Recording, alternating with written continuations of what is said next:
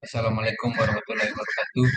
Perkenalkan, nama lengkap saya Alfian Yudin Bagio, NIM 2019-521. Pada kesempatan kali ini, saya mau memaparkan materi dari mata kuliah pengadaan barang dan jasa. Baik, langsung saja.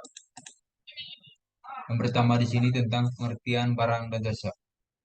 Pengadaan barang atau jasa adalah kegiatan pengadaan barang atau jasa oleh kementerian atau lembaga atau perangkat daerah yang dibiayai oleh APBN atau APBD yang prosesnya sejak identifikasi kebutuhan sampai dengan serah terima hasil pekerjaan.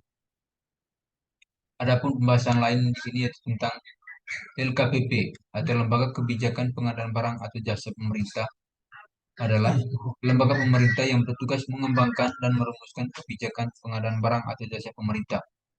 Yang kedua, pengguna anggaran atau PA adalah pejabat pemegang kewenangan pengguna anggaran Kementerian Negara atau lembaga atau perangkat daerah. Yang ketiga, unit kerja pengadaan barang atau jasa yang disingkat UKPBJ adalah unit kerja di kementerian atau lembaga atau pemerintah daerah yang menjadi pusat keunggulan pengadaan barang atau jasa.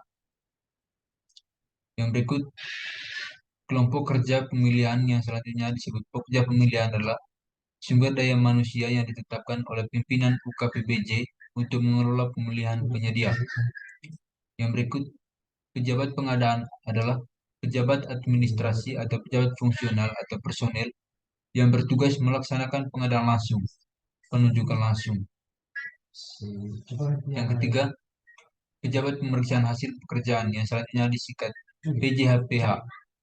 P adalah pejabat administrasi atau pejabat fungsional atau personel yang bertugas memeriksa administrasi hasil pekerjaan atau pengadaan barang atau jasa. Yang berikut, panitia pemeriksa hasil pekerjaan yang selanjutnya disingkat PPHP adalah tim yang bertugas memeriksa administrasi hasil pekerjaan pengadaan barang atau jasa. Yang berikut, agen pengadaan adalah UKPBJ atau pelaku usaha yang melaksanakan sebagian atau seluruh pekerjaan pengadaan barang atau jasa yang diberi kepercayaan oleh kementerian atau lembaga atau perangkat daerah sebagai pihak pemberi pekerjaan. Pembahasan yang berikut tujuan pengadaan barang dan jasa. Adapun tujuan-tujuannya yaitu yang pertama, menghasilkan barang atau jasa yang tepat dari setiap uang yang dibelanjakan. Diukur dari aspek kualitas atau jumlah, waktu, biaya, lokasi, dan penyedia. Yang kedua, meningkatkan penggunaan produk dalam negeri. Yang ketiga, meningkatkan peran serta usaha mikro, usaha kecil, dan usaha menengah. Yang keempat, meningkatkan peran pelaku usaha nasional. Yang kelima, mendukung pelaksanaan penelitian dan pemanfaatan barang atau jasa hasil penelitian. Yang keenam, meningkatkan keikutsertaan industri kreatif. Yang ketujuh, mendorong pemerataan ekonomi. Dan yang terakhir yaitu mendorong pengadaan berkelanjutan. Yang berikut, kebijakan pengadaan barang atau jasa meliputi pertama, meningkatkan kualitas perencanaan pengadaan barang atau jasa. Yang kedua, melaksanakan pengadaan barang atau jasa yang lebih transparan, terbuka, dan kompetitif.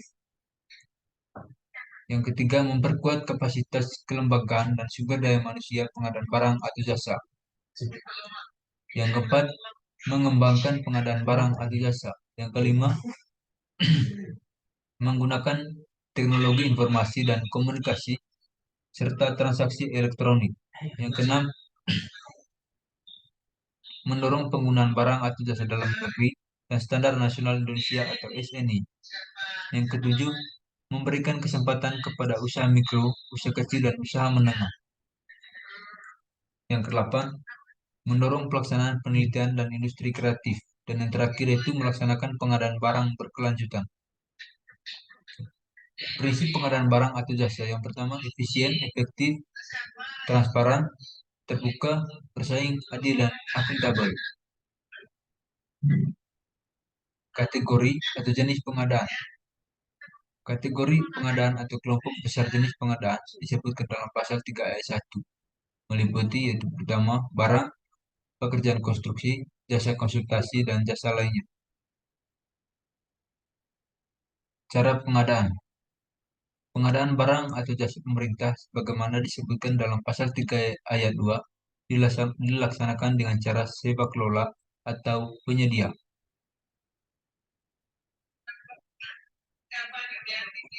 Metode evaluasi penawaran. Metode evaluasi penawaran penyedia sebagaimana dimaksud dalam pasal 39 ayat 1. Metode evaluasi penawarannya penyedia barang konstruksi lainnya dilakukan dengan sistem nilai, penilaian biaya selama umur ekonomis atau harga terendah.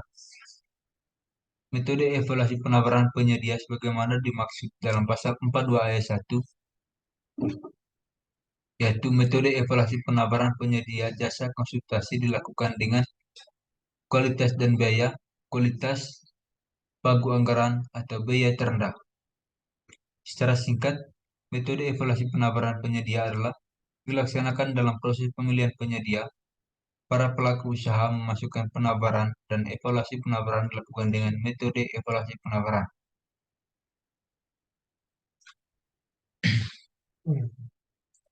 Yang berikut metode kualifikasi. Kualifikasi dalam prosesnya dilaksanakan dengan cara menggunakan sistem gugur. Untuk pasca kualifikasi dilaksanakan pada pelaksanaan kualifikasi pemilihan sebagai berikut. Yang pertama, tender barang atau pekerjaan konstruksi atau jasa lainnya untuk pengadaan yang bersifat tidak kompleks atau seleksi jasa konsultasi perorangan. Yang berikut, sebelum pemasukan penawaran dengan menggunakan metode sistem gugur untuk penyedia barang atau pekerja konstruksi atau jasa lainnya, atau sistem pembuatan dengan ambang batas untuk penyedia jasa konsultasi. Dilaksanakan pada kualifikasi pemilihan. Berkualifikasi dilaksanakan pada pelaksanaan pemilihan sebagai berikut. Tender barang atau pekerja konstruksi jasa lainnya untuk pengadaan yang bersifat kompleks. Seleksi jasa konsultasi badan usaha atau penunjukan langsung pengadaan barang atau pekerjaan konstruksi, jasa konsultasi, badan usaha, jasa konsultasi, perorangan, dan jasa lainnya.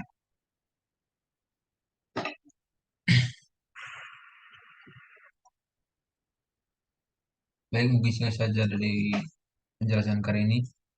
Kurang dan lebihnya, saya mohon maaf. Terima kasih.